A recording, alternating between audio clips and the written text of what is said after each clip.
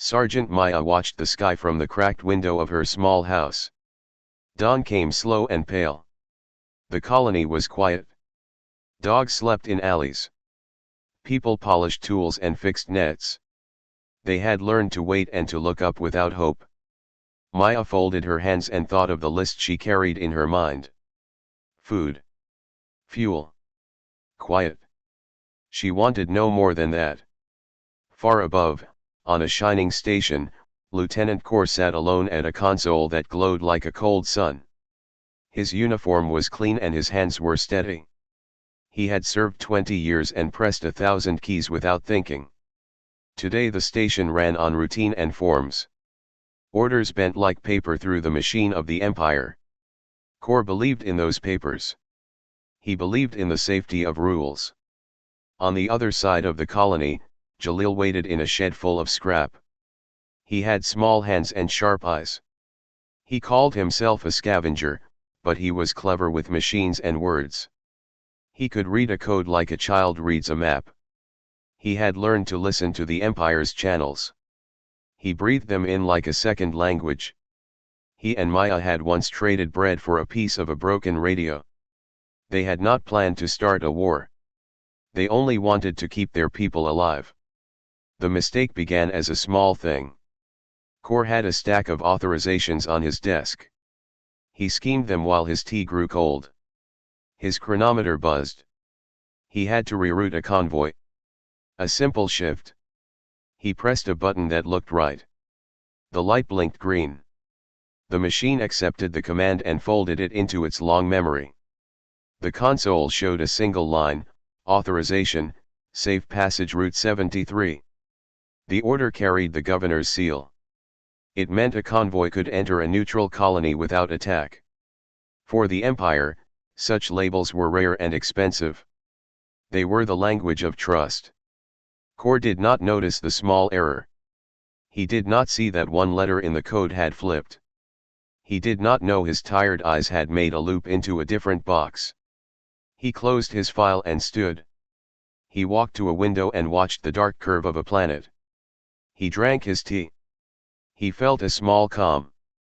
Below, Jalil's old radio found the message. He heard the line in the noise and froze.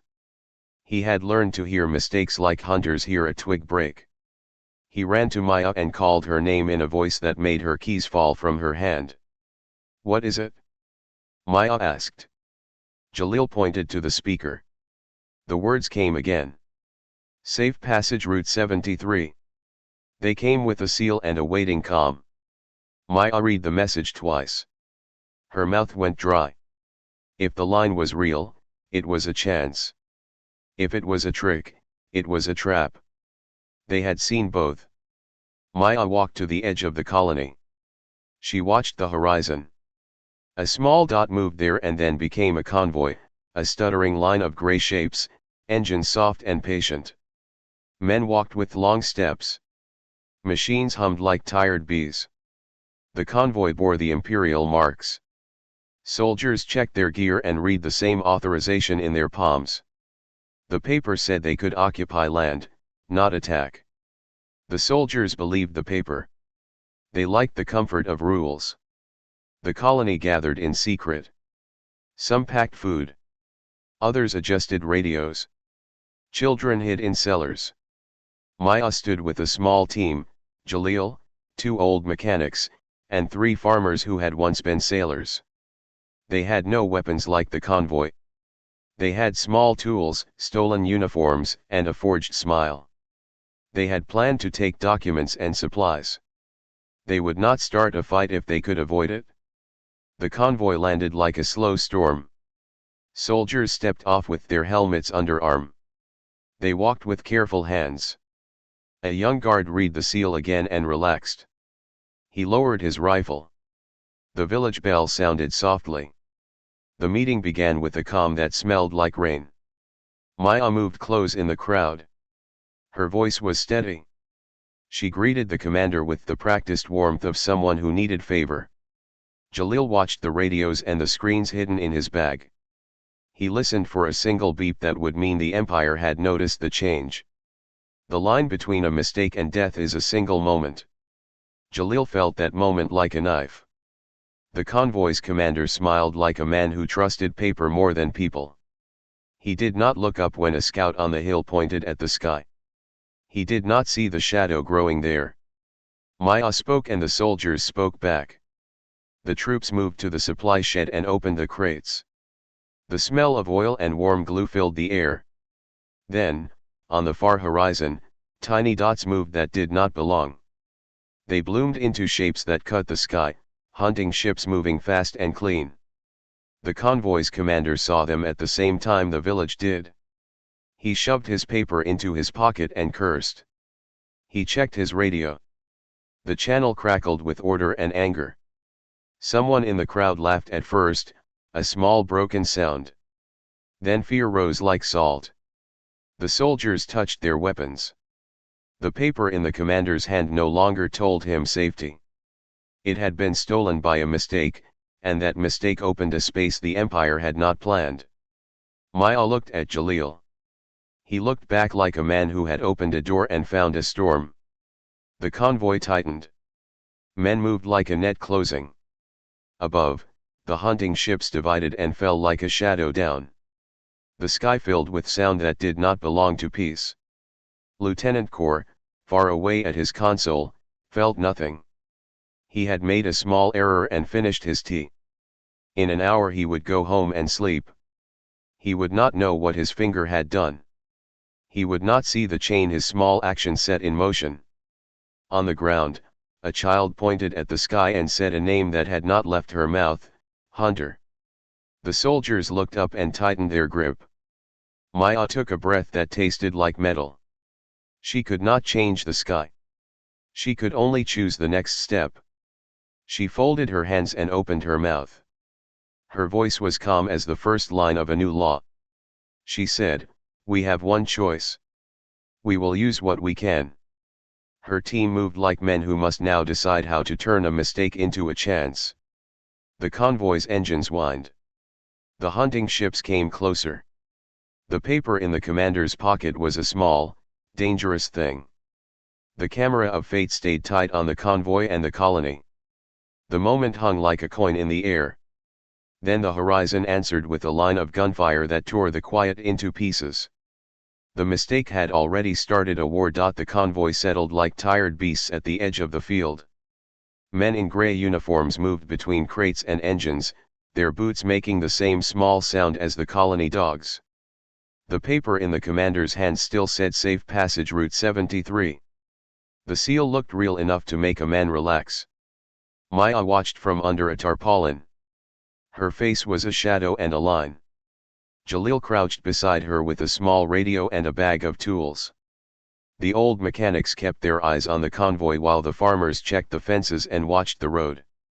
Children peered from windows and clicked their teeth at nothing. The colony felt like a chest waiting for a breath. The commander called for a quick meeting to check details. He liked the order of paper. He trusted forms more than faces. He read the authorization aloud so the men would hear. The soldiers listened and nodded. The authorization gave them rights to set up stores, to scan the area, to take inventories. It did not explicitly say they could arrest or shoot. It was a careful thing, meant to keep peace between rules and fear. Maya stepped forward with her hands open. She spoke politely, using the tone of someone who asks for mercy. "We are glad to see you," she said. "We need food and tools. We can trade. We only ask for safety while you are here." The commander smiled. Jalil felt his stomach tighten. He watched the radio and the convoy's short-range bands. He wanted to send a test signal, a soft ping to confirm the line, but he held back. One small noise could reveal them. Instead he watched the convoy soldiers relax and move toward the storehouses. The townspeople walked with them to show nothing was hidden. The plan was simple and clean on paper. The humans would trade small goods and, if possible, take only what would allow people to live and keep their dignity. They would not start a fight unless the soldiers broke the peace. They would steal not by blade but by trust. If the convoy believed the authorization, the humans could gain maps, a crate of fuel, and perhaps a logbook that listed supply routes. Those papers would be the key to more than food. They would be proof.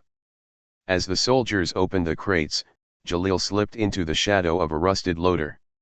He had a forged seal in his pocket and a small tool to pry a case open. He did not plan to be cruel. He planned to be quick and clean. He had practiced the motions in the dark for nights. His hands moved like someone who has sewn a button 100 times. Across the field, Lieutenant Kaur sat at his console and drank from a tin mug. He had finished his work and trusted the system that checked his commands. He glanced up when a fresh report came in, a routine confirmation that a convoy had landed and that the cargo was correct.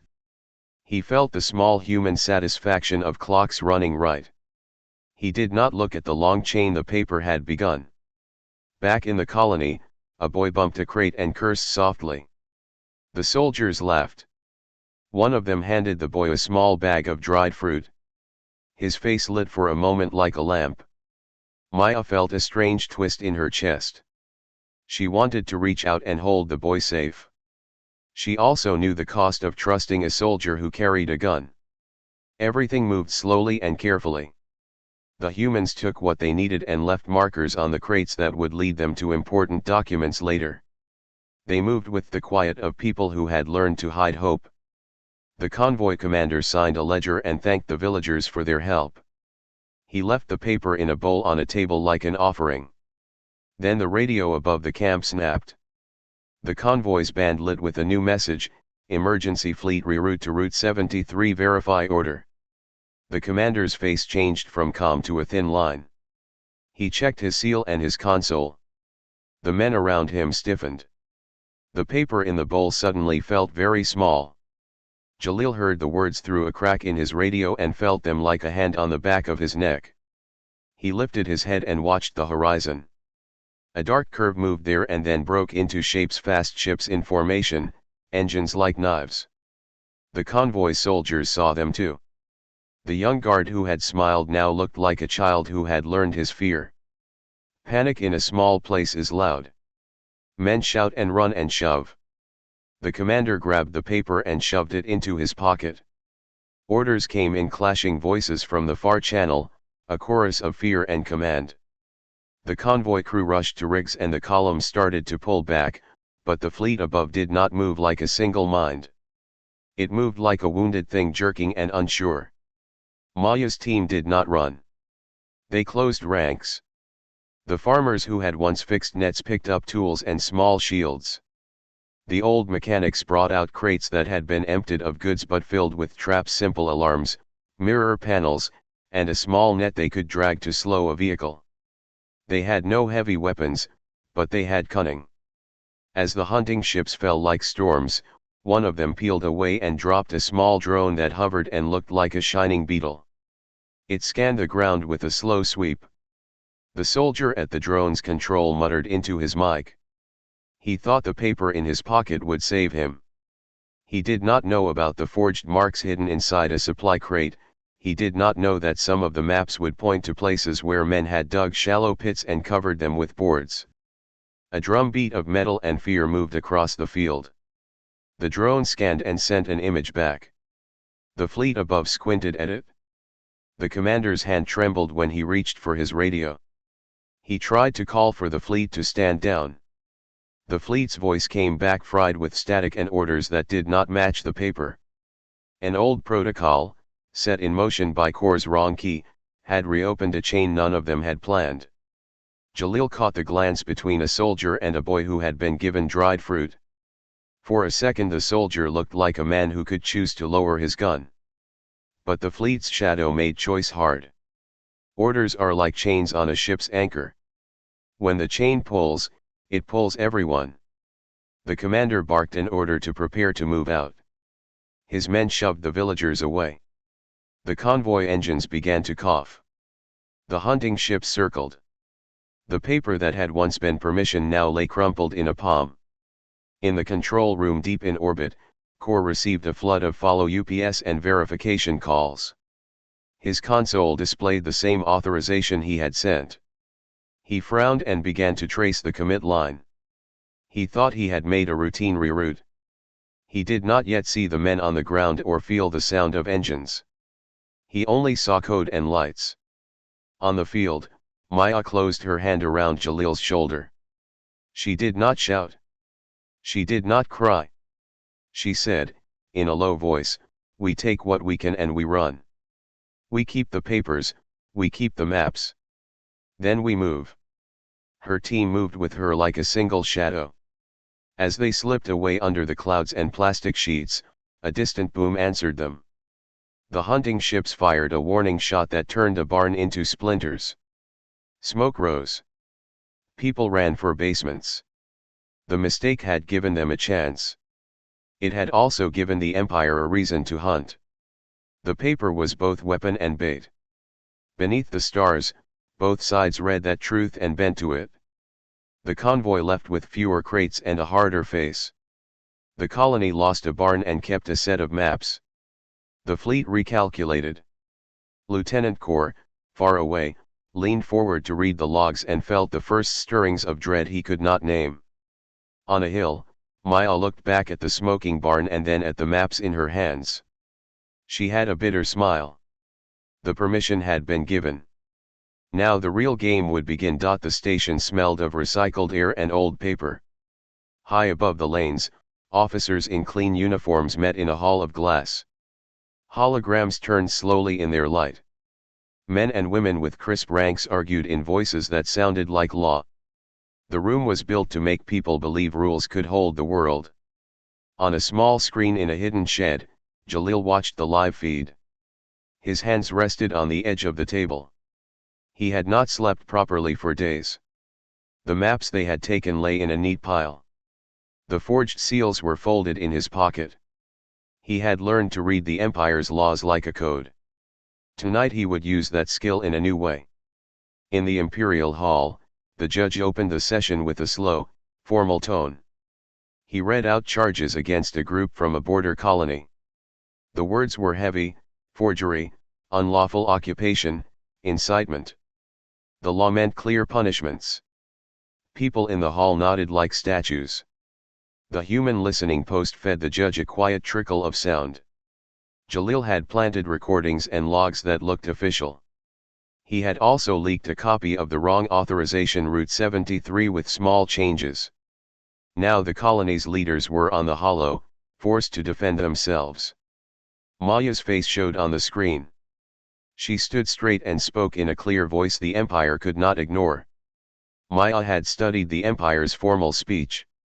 She knew which words made an officer stop and check a ledger. She used those words like keys. When the judge asked for proof, she quoted a clause the man had not expected her to know. The clause was old and technical. It tied a convoy's right to occupy to a chain of signatures and a specific timing ritual. The judge frowned. He did not like being surprised by a piece of paper. Jalil watched the judge. The small seam at the judge's collar twitched. Mistakes had a sound, he thought. The judge asked for a line of verification. Maya read the line from the forged document, and then named the official who should have signed it. The hall fell silent. Someone checked a ledger. The ledgers did not match. The judge's voice wavered for a single beat. That beat was all the humans needed. Across the Empire, officers who had believed in neat order now felt the floor tilt.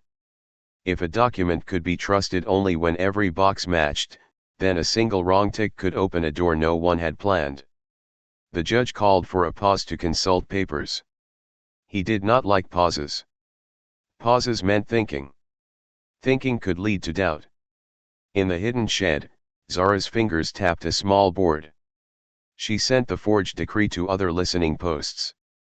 The code made the document look old and real. It would slide past a casual check. It would not pass the deepest scrutiny, but many officers never looked that deep. The humans were counting on that. The Empire reacted not with a single voice but with a many-headed fear. One faction shouted for swift punishment. Another urged caution. The admiral in charge of the sector demanded a public show of force. He called for a strike on a neutral supply station to make an example. The order came down like a cold hammer: show the world what happens when rules are broken. The human crew did not welcome that choice. They had used law as a tool, yes. They had tried to avoid killing where they could.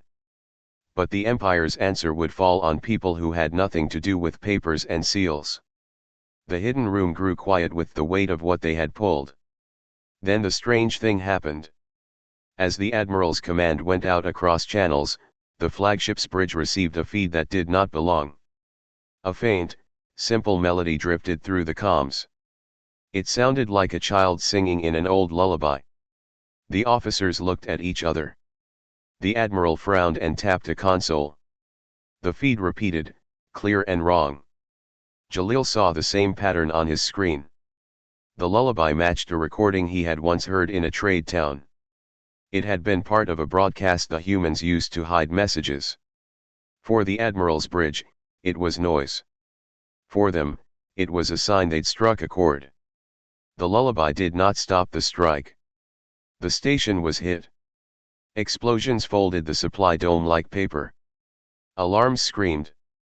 A cloud of dust and metal rose. On the hidden feed, people watched a market burn. They watched lives end in slow, stubborn pattern. The strike had been public and brutal. The Empire had shown its teeth. But the strike also showed a new fear inside the Empire. Officers who had watched the live stream saw the Admiral's men glance at their consoles as if expecting the lullaby again. Doubt began to thread its way among them. If commands could be bent, and if noise could slip into clean channels, then orders might not be orders. The chain of trust, the very thing the Empire built its power on, had small holes now. Humans took advantage. They spread more forged permissions to border worlds and neutral stations. They taught smug captains and quiet governors how to read the trick. Some believed the forgeries were real. Some suspected and played along. A network grew, small and fast, moving on paper and quiet signals. It was not a line army. It was a web of people who now had reason to act. Inside the hall, the judge came back and tried to force a clear answer. But the ledger still had gaps. The Admiral's men demanded arrests. Local officers hesitated. A captain refused to sign an order. Another asked for time to verify the chain. Time became a weapon the humans used well. When the Empire delayed, the humans moved.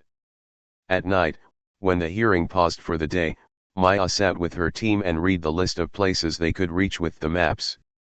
She marked points and wrote small notes beside them: safe house, contact, weakness. Each mark was a possibility. Each possibility was another thread pulled. Outside the city, ships lit like stars and moved toward those marks. A captain on a neutral station, reading a forged safe passage, lowered shields to let in a small convoy. In another port, workers unloaded crates that contained radios tuned to the lullaby frequency. The Empire's systems blinked and hesitated. The humans watched these tiny pauses collect like a storm. The judge issued a final warning in the public hearing. He called the colony's leaders criminals. The camera held on Maya's face as the words fell. She met the lens and did not look away. Her voice was steady as she answered, the Empire had made its own rules, people had learned to use them. She did not speak of mercy or revenge. She spoke of survival. When the session ended, the hidden room watched the feeds and listened to the crackle of channels. Their hands were tired. Some were proud. Some were quiet. They had pulled a single thread and watched an empire unweave itself at the seams. On the main hollow, the Admiral barked into the void and the lullaby hummed back on a hidden frequency. The human network waited for the next hole to show itself. The war had changed shape. The Empire had taught them how to move. The humans had learned to pull threads until the whole cloth began to fall. And far away, on a bridge that loved certainty, a captain touched a console that blinked with a line of code he did not write. He rubbed his eyes and wondered, for the first time, if the order he would give next would be obeyed. Night smelled of oil and hot metal. The stars were few and the lanes were busy with slow freighters. Maya stood on the deck of a borrowed freighter and watched a line of cruisers like sleeping beasts. Her hands were steady. Her jaw was tight. Around her, small lights blinked on panels and maps. Men moved like shadows. They had no fleet. They had no heavy guns. What they had were small things that could break big machines, wrong chips, changed timings, soft lies that fit into code. Jalil called them stitches. They were small fixes at first. But a stitch in the right place could unmake a seam. Jalil worked in the hold among boxes of spare converters and old NAV chips. He had taken one chip from a dock long ago and reprogrammed it with careful hands. It was a tiny thing. It fitted into a cruiser like a tooth into a jaw. Once in place, it would slow a response signal by a few microseconds. Microseconds did not matter in peace. In war they could mean a misfired shot, a missed window, a wrong turn. Bilal and Zara watched the moon as the freighter slipped into the supply lane. A young pilot named Rafi steered with a soft touch. He had never risked so much. His palms were damp. He kept his eyes on the NAV lights and on the small crate that held the chip. The chip hummed softly like a sleeping insect. Above them, the Admiral's flagship moved with the calm of old power. Its bridge shone with blue light. Officers walked with slow, sure steps. They trusted orders. They trusted timing. The empire had been built on such trust. If a captain said go, others went. If a timer ticked, men obeyed. That was how fleets worked. The freighter slipped alongside a larger transport under cover of a maintenance bay. Bilal went under the hatch while others made small noises to distract the crew. He wore a stolen uniform. He moved like a man moving through his own life. He found the NAV rack, warm with recent use, and slid the chip into place. The metal kissed the slot and the world tilted by a fraction that no one could feel. Back on the freighter, the team watched through a stolen feed. The Admiral's flagship blinked once. Then twice. A small console on the cruiser showed an extra microweight in a handshake sequence. It was nothing to most eyes. To Jalil it was a song. He tapped his watch and counted the beats. A ruler had been bent. The effect spread slow and clever. Orders that should have traveled in neat lines jittered like bad radio. A convoy got a command to slow when it should have sped.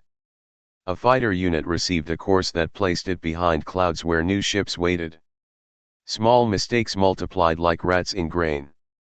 The Empire's perfect timing grew ragged. Maya breathed and watched the map. She saw where their stitches would matter most: supply hubs, relay towers, the Admiral's own signal array. If they could slow a link here, and confuse a chain there, they could make the Admiral's voice a rumor. But the Empire answered with the blunt force of fear. They struck a civilian market to make an example. The strike was loud and ugly. Fire made the night raw. The team on the freighter watched a feed of children running and the market roof collapsing. The sound of the strike was like a bell that broke. Anger rose in the hold like a heat that hurt. Some of Maya's crew wanted to answer with the same bluntness. Kill to show the other side pain. Burn to make them learn. But Maya held the map in her hands and remembered Jalil's small chip and the slow work of the last weeks. She said, if we answer with fire, we lose what we can make. We become the thing that burns. Her voice was low. Her people listened. They chose other tools. They chose to make the Empire doubt itself. They chose to turn engines against their masters. Jalil sent more wrong messages. Zara fed fake maintenance checks that made bridge crews double-check their timetables. Rafi and Bilal stole a set of relay keys and swapped them for false ones. Each swap brought a pause. Each pause made an officer look down and ask, "Did I sign this?" A captain sitting under the Admiral's command paused once, twice, then sent a clarifying order. The delay spread. The admiral grew furious. He barked orders that demanded immediate obedience. He expected his captains to be tools that did what they were told. But tools need trust. When trust slipped, orders met hesitation. A captain on one cruiser refused to fire because his neighbor's console showed a mismatch. Another captain radioed back, "Verify." The two words can stop an army. Fear made the Empire clumsy. The admiral called for a show of force, but the show arrived late. Ships that should have joined his line answered slowly. Some could not answer at all because their relays had been tricked into thinking they were elsewhere. The admiral's pride became a weakness. The fleet's edges frayed. Humans watched that fray like men watching a net come loose. Then, in a quiet move, Maya's team struck at a relay tower that fed the admiral's signal. They did not blow it up. They used a cleaner method. Jalil's chip, a mirror array, and a set of forged maintenance orders made the tower's systems replay an earlier sequence. It was like looping an old speech until the new commands sounded wrong. The officers on the tower saw the old words and thought their bridge had been hacked by ghosts. The tower blinked and then went gray. The admiral's voice thinned like a candle. Across lanes, commanders scratched their heads and placed calls that went unanswered. The Empire's network stuttered. In the chaos, humans moved fast. Small freighters carrying liberated supplies slid through holes in the lines. Prisoners on hulks found unlocked bays. Governors who had doubted their admiral's wisdom began to whisper of autonomy. The web that had bound the Empire loosened. But the war had teeth. The Empire sent a hunting group to find the freighter with the chip. A fast cruiser cut through the dark and found a trail. Bilal and Rafi had to run through a rain of adverts and debris to reach the freighter. Men shouted. Guns barked. The freighter's engines whined and finally answered, barely, and they broke into the lanes with a long, hard thrust. They escaped with the chip and with new scars. The ship listed and a crate smashed. A man cried out. But they had done what they came to do. They had made a small thing that changed big things. When the freighter finally landed in a friendly hold, Maya stepped off and felt the ground like a new thing. She looked at the maps and at the list of places they had helped. Some were quiet now. Some were burning. Jalil sat with his head in his hands. He was not proud. He felt the cost. They had turned engines and bent orders. The Empire had lost a beat. The admiral had been shown to be human and fallible. But victories were like new wounds, they did not stop pain, they only change its shape. Maya closed the crate and let the freighter's hum settle. Outside, the sky still held the slow, patient line of cruisers. They had been stunned, not broken. The team would have to stitch more holes. They would have to risk more nights. She thought of the child in the market and the man on the deck who had laughed with Jalil when the chip first fit. She knew the next step would be harder. The engines had been turned. The war would hear them now and answer. The silence that followed felt thin and dangerous, full of more choices to come. Dawn came pale over the launch field. The air smelled of oil and cold metal. Men and women moved in tight lines. Trucks carried food and radios. Small ships waited like dark birds along the runway. Everyone knew the day was heavy. They moved without noise as if sound could wake the wrong thing. Maya walked the line with a folded file in her hand. The file was a stack of forged authorizations, old ledgers, and a single recorded confession stolen from an admiral's aide. It fit into a console like a small key. She felt the weight of the paper and the long nights in her bones. Around her, Jalil checked the chips and Bilal checked engines. Zara tuned the transmitters until the lines sounded clean. Rafi tested the mimic voice one last time. Each of them did a small part of a big plan. Far above, Lieutenant Kaur sat at his console and watched traffic flow like a slow river. He had not slept well. He had traced the wrong key and had seen the fleet stagger. He felt a hollow in him that would not fill with tea or sleep. He trusted rules, and now rules had become knives. He had made a mistake and the mistake had grown teeth. He did not know how to fix what his hand had done. The human flotilla rose under cloud cover. The plan was not to smash the admiral's fleet. It was to break its belief in itself. Jalil's chips would slow some signals. Zara's forged logs would give officers reason to question orders. Rafi's mimic voice would make bridges pause. Maya would put the file into the admiral's public net. If the fleet could not trust the orders it heard, it would start to doubt. Doubt was the first crack of a fall. They moved in small steps. A relay tower blinked. A cruiser replayed an old routine. A captain sent a query, verify. The word spread like a cold wind. Men who had always obeyed now looked at consoles and at one another. A pause grew and stretched. In the admiral's command hub, a message arrived. It was the file Maya had placed into the public channels. The admiral's voice was heard on every deck as the file opened, voices of officers signing secret orders, ledgers proving punishments for worlds that had not rebelled, a log where the admiral had approved a strike on a market to set an example. The proof sat in red letters and cold facts. The admiral did not deny it. He tried to speak, but his words hit the thin air of ships that no longer trusted the one voice. On a cruiser far from the hub, a captain set down his cup and looked at his helm. He had been proud to serve. He read the logs and felt his pride crack. He called a meeting. Men argued. Some wanted to follow the admiral still. Some wanted time to think. One officer stood and said bluntly, "We answer to truth, not fear." He took down the admiral's flag and folded it with shaking hands. Others followed. Mutiny is a small thing that grows fast. A governor on a neutral world read the same file and closed his ports to a fleet that could no longer promise safe passage. Traders who had once moved under imperial letters now chose other flags. The empire's neat lines of command became a tangle.